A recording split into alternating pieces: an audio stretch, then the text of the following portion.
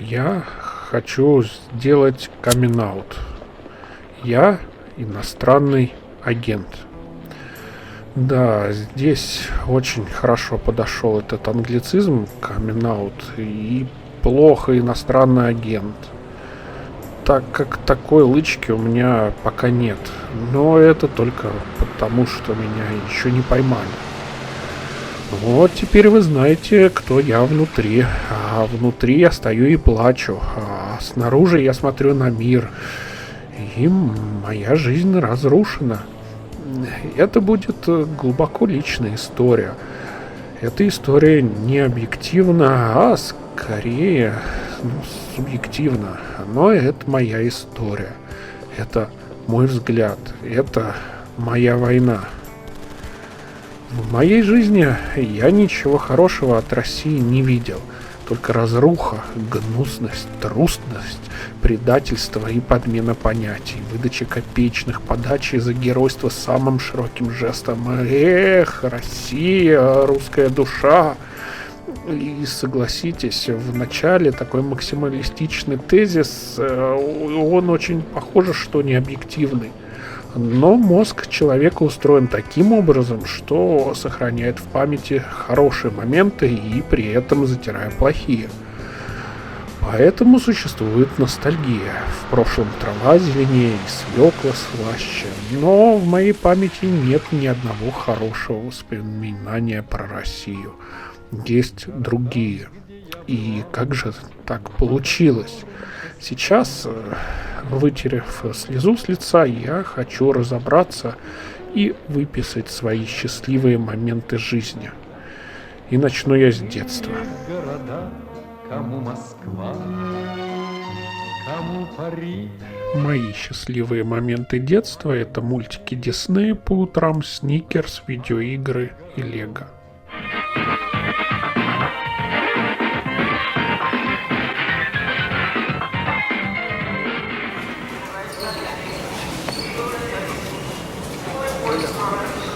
Вот стою я на сырой майской платформе, усыпанной окурками. Мне 5 лет. Мы ждем электричку. Такую, в которой третий вагон рычит так, что нельзя разговаривать. А из деревянных сидений торчат гвозди. Рядом стоит бабушка и дедушка, погрузивший телевизор электроника C401 на сумку-тележку. Бабушка тоже, кстати, держит сумку, а может быть и две, набитых одеждой и немного едой. Когда подойдет электричка и мы погрузим скарб, мы поедем на дачу. Конечно, по дороге из прокуренного тамбура зайдет тетка с рассадой, и мне скажут уступить ей место. Да, надо, конечно, старших уважать, хотя до этого мы еще в метро ехали 1,5 часа, стоя. Но уже осталось-то недолго, еще буквально полчаса, и мы будем на даче. А на даче зимы никого не было, и внутри стоит могильный холод и сырость. Обычно из года в год меня привозили сюда, и я в первый день-два простужался и болел еще чуть ли не месяц, и пока к середине июня не появлялось хоть немного теплого солнца. Но в эти дни, пока я лежал и болел, хотя бы по утрам, в выходные, пока бабушка топила печку, дедушка включал телевизор, и на экране телевизора начиналась программа Walt Disney представляет. Да, пусть через помехи, ряб на экране, обрывающуюся картинку, когда радио включал пролетающий над домом самолет, но шли мультфильмы. И это было окно в другой, цветной, яркий мир, другую реальность. Меня больше не беспокоили ни дождь за окном, ни сырая и холодная постель, какая-то овощная баллада, которую готовила бабушка. Я ее просто проглатывал, лишь бы не отвлекаться от этого наполненного красками мира. И это было счастье. Выходные за выходными проходили вот так. Мы с дедом мастерили всякие поделки в сарае. Строгали, пилили, вырезали, ведь дед работал раньше на заводе, а во время войны он делал деревянные самолеты. а потом работал в КБ Туполева. Был вторым человеком после главного конструктора ракетоносца Ту-160. Но тогда он у них назывался Ту-70, чтобы никто не догадался, ведь самолет в один миг мог долететь и испепелить ракетами весь мир. Дедушка, конечно, много что мог рассказать и чему меня научить, пусть и с помощью видавших виды инструментов, тупых стамесок и ржавых молотков. Дед курил сигареты «Космос» и каждый раз мне говорил, чтобы я никогда не курил и как это плохо. И я не курил и не курю до сих пор. Так проходили будни. Но я все равно ждал выходных совершенно особенным образом. Впрочем, после одного из них, на следующий день, в понедельник, бабушка смотрела очень скучные взрослые передачи, между которыми показывали балет. Я все просил бабушку найти мультики, просил и просил, и от моего гундежа дедушка во время балета все-таки переключал рубильник каналов, но все равно везде шел только балет. Да, и бабушка тоже ругалась. А вечером мы собрались и поехали в Москву. Так кончилось то лето. Вокруг Останкинского телецентра «Десантники». Наша студия опечатана, поэтому выпуск мы записываем на видеокассету.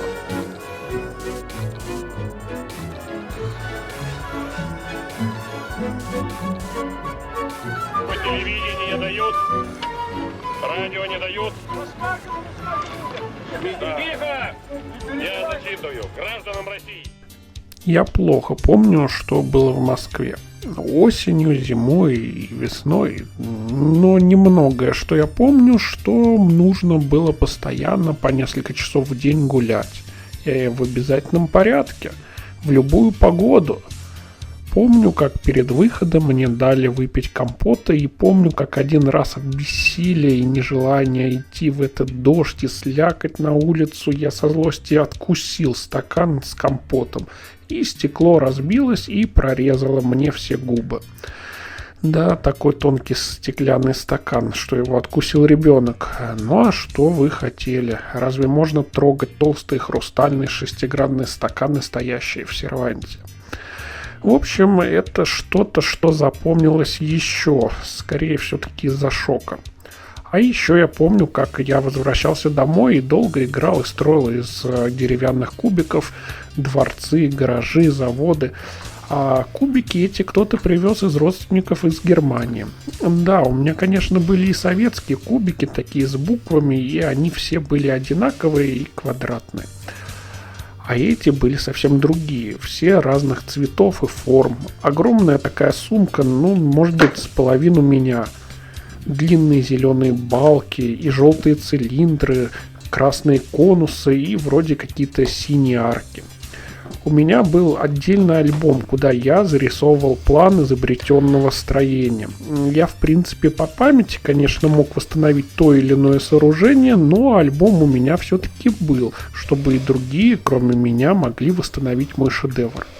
Я, безусловно, был лучшим строителем, чем те, кто строил нашу квартиру. Когда шел дождь, с чердака заливало все водой, и у нас постоянно в одном месте отходили обои, а дед их подклеивал. С дачей, конечно, было лучше. Дед ее все-таки достраивал сам, правда, из того разномастного, что можно было унести или перекупить у несунов.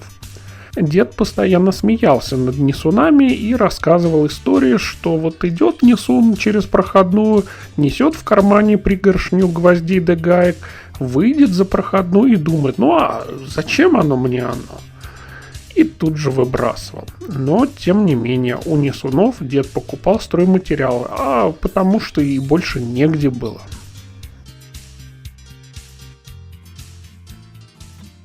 На следующее лето, приехав на дачу, мы с дедом, когда ходили на улицу, собирали окурки с обочин. Дед приносил окурки и просушивал, потрошил и ссыпал табак в 3-литровую банку. Когда дед хотел покурить, он отрывал кусочек газеты и скручивал из этого табака себе папиросу. Он гордо это именовал махоркой. Когда на выходных приезжал отец, то критиковал дедушку за его занятия. но тот ему тоже скручивал папиросу, и они молча закуривали. И все-таки это было лето. По выходным все так же шел Walt Disney представляет. Я ждал каждого выпуска, а бабушка, к счастью, давала мне досмотреть до конца и не переключала на латинский сериал. Продолжение приключений Чипа, Дейла и утят в следующее воскресенье. Мне кажется, что это была какая-нибудь там просто Мария, но я как тогда не разбирался в сериалах, так и сейчас плохо в этих мыльных операх. Когда бабушка просматривала серию, она посылала нас с дедушкой по магазинам за продуктами. Впрочем, я каждый раз, конечно, упрашивал зайти его в магазин игрушек. Затем мы заходили в него, и там стоял большой, красивый робот. А роботы же, они очень крутые. И я очень хотел, чтобы мне его купили. Но дедушка говорил, что и так на продукты не хватает. Скоро бабушка наказала деду идти в мебельный, купить там кресло. Или, может быть, это был стол, а может быть, какая-то вообще другая мебель, я не помню. Дед ходил в магазин несколько раз, то записывался, то перезаписывался, а потом оказалось, что денег уже не хватает и нужно что-то совсем другое, и он снова записался в очередь, но другую. Через какое-то время, в тот день, когда дедушка взял меня как помощника покупать и нести кресло, или все-таки это, может быть, был стол или какая-то другая мебель, мы пришли в магазин, и наших денег не хватило на него. Тогда мы пошли вместе с ним в игрушечный магазин, и нет, не купили мне робота. Робот, наверное, стоил как половина этого кресла, стола. Но дедушка мне на все деньги купил фигурку пластмассового белого зайца. Заяц был даже не раскрашен никак, просто дурацкий заяц из белого хрупкого пластика. Бабушка очень ругала нерасторопного дедушку. Но я деда поддержал и сказал, чтобы он не расстраивался, ведь мне очень понравился заяц. Хотя заяц, не то чтобы был, конечно, плох, но мне он не нравился, ведь это означало, что робота мне не купят теперь никогда. Да, из чего-то хорошего в будущем у меня остался только Дисней. Ведь раньше еще по выходным приезжала мама и привозила коробку конфет, которых мне, конечно, нельзя было больше одной. Ну ладно, двух. Это третья, но это последняя. Но в этот год она привозила нам только продукты. Овощи и немного куриных ножек. Бабушка варила из ножек суп, мясо обгладывала сама, а я пил бульон или ел несоленый суп с лапшой на его основе.